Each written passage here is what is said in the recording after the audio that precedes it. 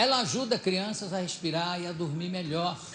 Eu vou conversar com a otorrinolaringologista, falei o nome direitinho e sem vacilar. Doutora Saramira Boadana, venha para cá.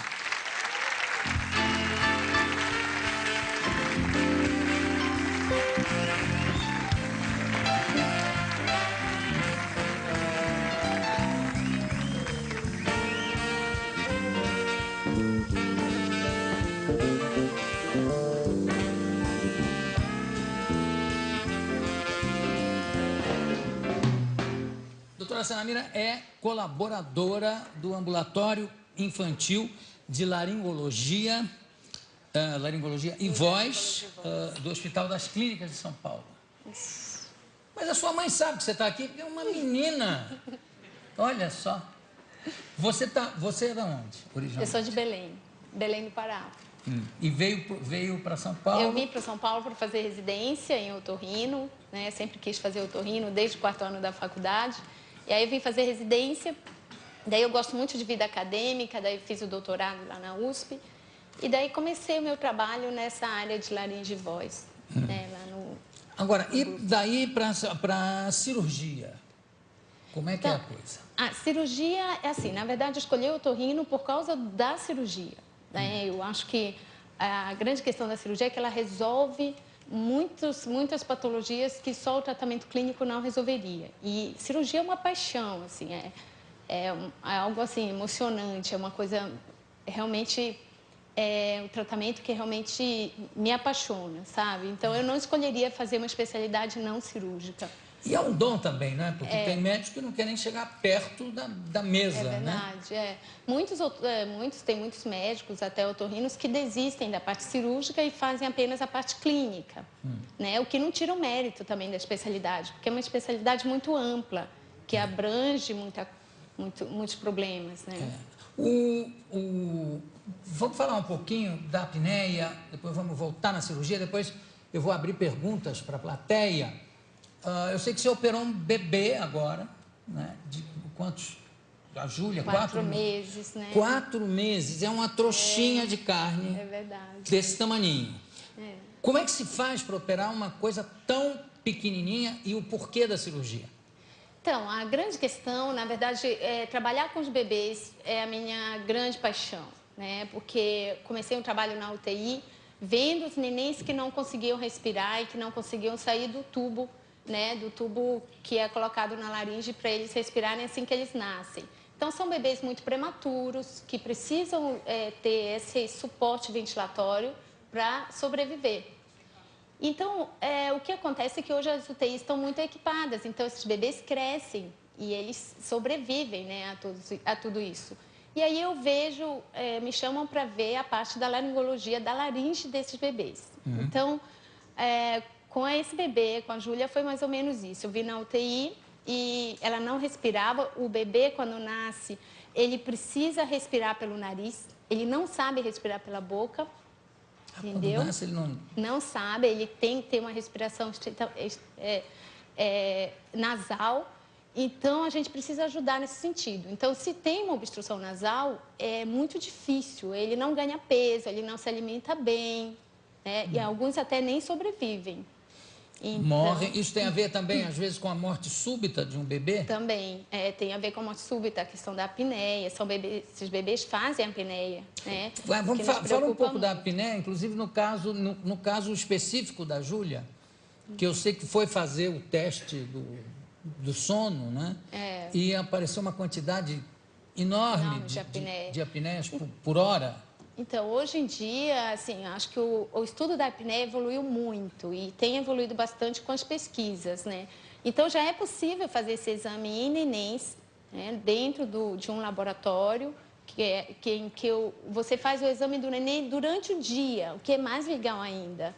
É mais confortável para a mãe e para o bebê, claro, porque ele aproveita o sono diurno do bebê. Então, 2 horas de sono já são necessárias para que você tenha toda uma informação do sono da criança. Então, no bebê, assim, é aceitável que ele tenha no máximo uma apneia por hora de sono, né? E no caso da Júlia, ela tinha 18 apneias obstrutivas em 2 horas de sono. com queda de saturação de oxigênio, o que preocupa bastante, entendeu? São bebês que podem morrer, entendeu? Podem morrer, podem ter, se não me engano, deficiência cerebral também. Podem né? ter problemas sérios, não cresce, não engorda, podem ter malformações crâniofaciais. Né? E muitas vezes, quando ele passa por essa fase, pela infância, com um quadro de apneia importante, que não é diagnosticado e não é tratado, geralmente é aquele magro que ronca, porque ele tem malformações crâniofaciais, ele tem alteração da mandíbula, da maxila, a língua muito posteriorizada, muito para trás, ele desenvolve alteração da região do tórax, do externo. Fica aquela coisa de, vou chamar de peito de pombo? Peito de pombo, é isso mesmo. Agora, quando faz, inclusive, uma criança dessas, como é que consegue mamar? Porque se ela não respira pelo nariz, né, Jo, é difícil mesmo. Ela geralmente não ganha o peso que é esperado, sabe? Geralmente ela cresce abaixo da média, ela engorda abaixo da média, ela tem bastante dificuldade. E naturalmente ela começa a respirar pela boca? Alguns bebês Depois, sim. Por incrível que pareça, acho que a natureza é sábia. Então, alguns bebês a gente vê que desenvolvem respiração bucal. Então, o caso da Júlia especial, ela tinha um desvio de septo muito grave, de septo nasal. Então, ela tinha uma obstrução nasal extremamente importante. Mas tem alguns bebês que nascem com uma malformação no nariz que é totalmente fechado atrás do nariz, que a gente chama de atresia de Coana, né? Totalmente bloqueado o nariz. Como é que é o nome? Atresia de Coana. De Coana? Coana é a não é de Boana, não é em sua homenagem. Boadana. Boadana, claro. E aí? Então, na atresia de Coana é totalmente bloqueada a passagem do nariz para trás, né, para a faringe. Então, são crianças que realmente têm bastante dificuldade, né, para respirar e roncam. E assim, na verdade, o Rodrigo, que me ajudou na cirurgia da... Se não me engano, o Rodrigo está aí também. Está aí. Ele tem grande experiência nesse tratamento dessa cirurgia de atresia de Coana. E vocês, quer dizer, vocês fizeram a cirurgia juntos? Como é que foi Fizemos a cirurgia juntos. Qual é o seu nome todo? Rodrigo? Rodrigo de Paula Santos. De Paula Santos. Prazer. Obrigado. E como é que foi? Quer dizer, uma cirurgia numa coisinha desse tamanho, uma trouxa de carne, requer cuidados muito especiais. Hoje em dia, felizmente, a gente tem sorte de estar numa época de muita tecnologia ajudando, né, nos procedimentos cirúrgicos. Então, procedimentos que eram impensáveis, né, há mais tempo atrás, ou pelo menos eram muito mais agressivos, traziam consequências, às vezes, até piores do que a própria doença da criança. Então, hoje em dia, a gente consegue fazer esses procedimentos de uma forma bem mais delicada, com materiais delicados, a ajuda de endoscópios, né, que auxiliam muito na nossa visão. Então, você enxerga em detalhes dentro do nariz de uma criança de meses. Isso era impensável, né, até um tempo atrás. Eu vou abrir para perguntas, que eu acho que é um assunto, inclusive quando parte para o negócio que você falou, a pessoa adulta magra que ronca. Claro que eu sempre me visualizo, me coloco nessas situações de magro ou gordo. Eu, por exemplo, eu não ronco nunca, apesar de gordo. Eu sei porque eu já botei um gravador acionado pela voz para ver se eu roncava e não deu nada. Mas é mais fácil o gordo roncar do que o magro. É muito mais comum. Mais comum. É o gordo que ronca. O magro, quando ronca, ele tem alguma alteração facial, algum problema que obstrui a passagem do ar. Agora, como é que se opera num bebezinho desse tamanho? Como é que se faz uma cirurgia praticamente a 4 mãos? Praticamente 4 mãos, né, Rodrigo? Graças a Deus a gente teve tecnologia e um ótimo hospital, né, para fazer uma cirurgia foi como foi desse bebê. Sírio-Libanês, foi no Sírio-Libanês. Teve um atendimento excelente, espetacular, toda a tecnologia de ponta. Tudo que a gente precisava, todo o equipamento necessário. A gente usa endoscópios, né, Rodrigo, para operar o nariz. E hoje é interessante também, com essas óticas, eu acho que até foi por isso que essa cirurgia não evoluiu tanto no passado, sabe, Jô? É por isso que está sendo muito mais atual, porque a gente tem óticas para olhar dentro do nariz e operar através delas. Mesmo nesse tamanho Mesmo mínimo. Nesse tamanho mínimo. E mais interessante, assim, que eu queria complementar em relação a essas cirurgias de fazer com endoscópio, é que hoje já está sendo feita, o Rodrigo até é bem especializado nisso, cirurgias para tirar tumores de dentro do crânio através do nariz.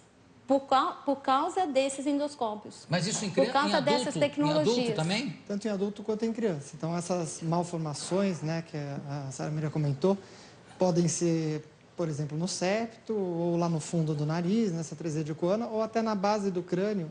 Tumores que descem, em criança também? Descem pela base do crânio e obstruem o nariz. Agora, deixa eu perguntar uma pergunta até delicada, Samira.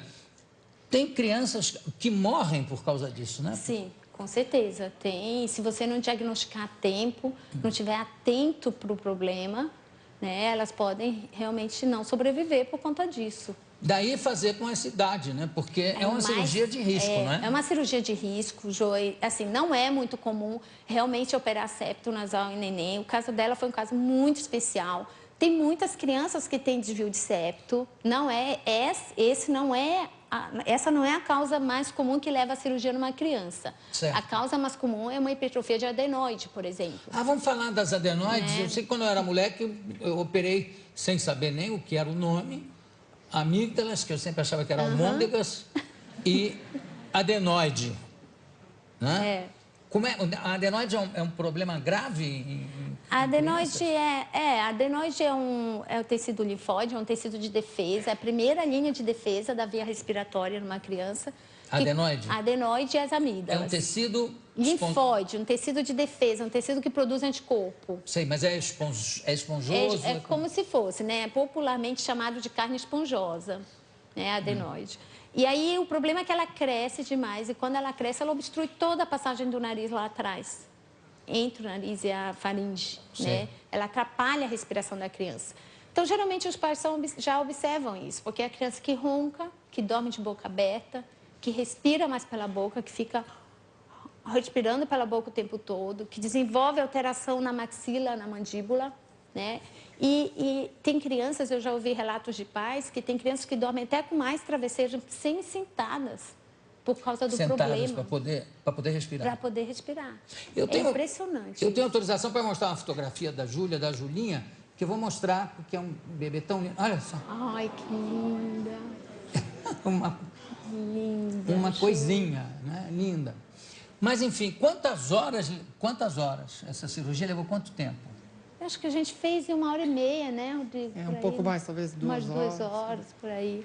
Foi bem delicado, a gente chamou um anestesista, um amigo nosso que gosta bastante de criança. Então, existe toda uma equipe, sabe, Jô? É uma coisa que você tem que ter não só o talento, mas também a vocação. Com né, certeza. Para fazer, porque não é...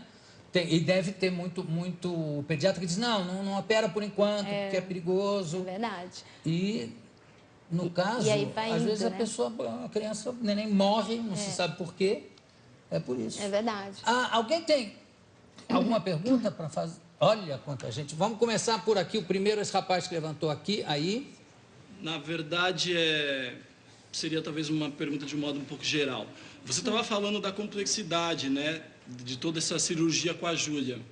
Eu gostaria de saber, enquanto você, que trabalha no Hospital das Clínicas, fora desse eixo São Paulo, Rio Grande do Sul, o que você acha se a saúde pública está preparada para atender, né? Porque, como o João falou, nós estamos lidando com vidas. É verdade. Né? A saúde pública, na sua opinião, na opinião até do seu parceiro, ela está pronta para atender essas crianças? Olha, São Paulo realmente é um pouco diferente, né? Eu não conheço os hospitais como é que é no resto do Brasil, mas em São Paulo a gente tem ótimos hospitais, inclusive muitos desses hospitais que não são propriamente os hospitais escola, como o Hospital São Paulo, o Hospital das Clínicas, eles também apoiam hospitais outros, né? Em outras regiões de São Paulo, que também fazem e operam essas crianças, né? Então, assim, a gente costuma ajudar um orfanato só de crianças e a gente faz um mutirão junto com a Fundação Otorrino 2 vezes por ano, só para examinar as crianças dessa escolinha, que chama Sal da Terra, que fica em Taboão. E quando a gente indica a cirurgia, geralmente a gente indica para muitos casos, quando a gente volta depois e vê que as crianças foram operadas em hospitais públicos, Hospital do Estado, e resolve o problema. Ali tinha uma pergunta mais no fundo ali. Quem era? Quem foi? Você? Por favor. O meu netinho tem 2 anos, ele tem esse o seu problema... Meu netinho? neto, meu netinho tem 2 anos, ele tem esse problema de adenoide, inclusive ele vai fazer essa cirurgia amanhã. E a gente está preocupado, eu gostaria de saber da senhora que tipo de risco ele corre, como vai ser o desenvolvimento dele depois, porque a gente já ficamos sabendo que ele pode até, depois da cirurgia, ter problema de peso, engordar bastante, então eu queria que a senhora me explicasse como vai ser depois e que tipo de risco que ele vai correr nessa cirurgia. Então, a cirurgia ela é relativamente simples, é uma das primeiras cirurgias que a gente aprende na residência, então uma cirurgia é tranquila, tecnicamente fácil de fazer, né? Exige alguns cuidados de hospital, de anestesia, que devem ser tomados para prevenir qualquer complicação. Pós-operatório é muito tranquilo, geralmente a criança não tem dor, ela não precisa tanto tempo ficar afastada da escola, 2, 3 dias ela está totalmente recuperada.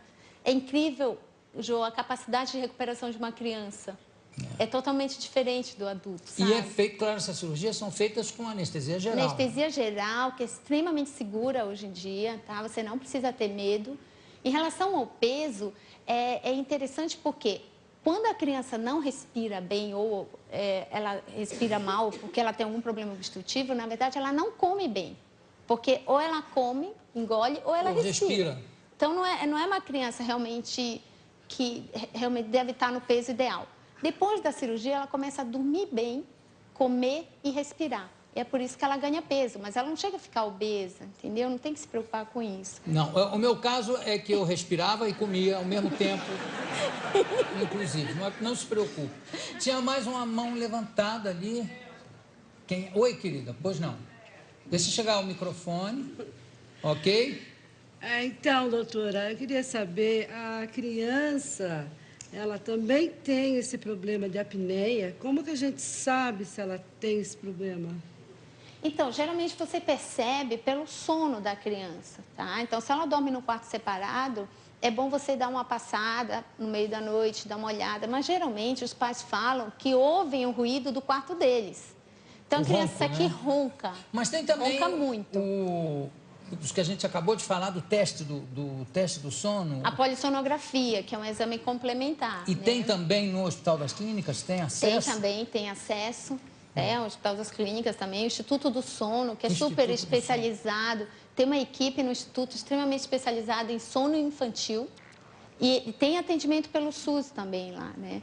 Então, assim, é a criança que ronca, é a criança que respira mal e que abre a boca para respirar. O normal é que ela respire de boca fechada e que ela durma extremamente silenciosa.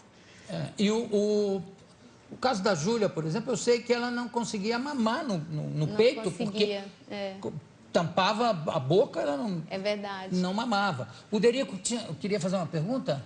Eu tenho um filho, Felipe, que hoje está com 20 anos. Eu incorri num erro brutal que eu não operei ele na época que ele teve esse diagnóstico de adenoide e amígdala.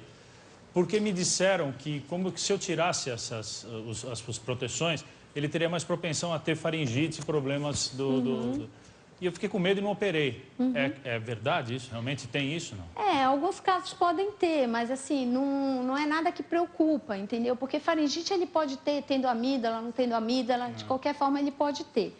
Sempre a indicação para cirurgia você tem que pesar, em qualquer cirurgia, você tem que pesar o risco e benefício, tá? Se respirar, dormir e comer bem são vitais, né? Então, e essa criança não está, nenhuma dessas funções está sendo adequada, eu acho que não tem nem que pensar. Independente de qualquer coisa, você tem que resolver isso. E é muito bom. No caso das amígdalas, quando a criança começa a ter muitas infecções de garganta, etc., é caso que se deve operar o mais brevemente possível, né? Hoje, na década de 60, Jô, era muito mais comum. Acho que se operava quase... A maioria das pessoas... Até a década de 60. As pessoas que têm mais ou menos a minha idade, talvez, a maioria não tem amígdala. Tem 18 anos, ela tem 18. Naquela época, se operava muito. Então, isso diminuiu bastante, sabe? Hoje, a nossa indicação é muito mais restrita. Eu sei que quando eu era mulher, que a indicação era operar logo, tirar, sobretudo, as amígdalas. E eu quero só avisar para quem for operar a amígdala que esse negócio de dizer que depois toma sorvete é ótimo, não dói, é mentira. Dói paca. Você depois. fez. Você foi? Fui operado, louco, para operar, para tomar muito sorvete. Eu levei uns 3 dias até conseguir engolir a primeira colherada do sorvete. Claro que fica muito sensível, né? Fica muito sensível, é verdade. Quando a gente fala no consultório para criança que ela vai tomar muito sorvete, ela no fica pós-operatório, animadíssima. fica animada. Tadinha. É verdade. Mas, por incrível que pareça, ela sofre menos que um adulto. Não, o adulto é terrível, né? A cirurgia dói. do adulto, a gente pensa muito mais por indicar, só se realmente for muito, muito necessário. E a criança também ligam menos, né? Ah, tem que operar mesmo, pronto.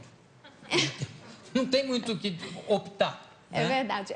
Hoje eu acho que mudou um pouco, sabe, Jô? Eu estou impressionada, assim, os pediatras têm participado bastante da indicação, sabe? Certo. Então a gente liga para o pediatra, como é que está o crescimento, o desenvolvimento? Ah, não, olha, a Saramira está ruim, não está indo bem, pode operar, pode indicar a cirurgia tranquila. É legal quando tem essa parceria, sabe, com o pediatra. Muito melhor. Eu conversei aqui com a doutora Saramina Boadana e também com a participação do doutor Rodrigo de Paula Santos.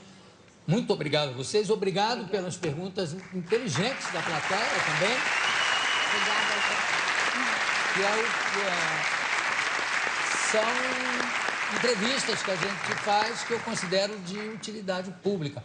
Muito obrigado mais uma vez, daqui a pouco a gente volta. Obrigado.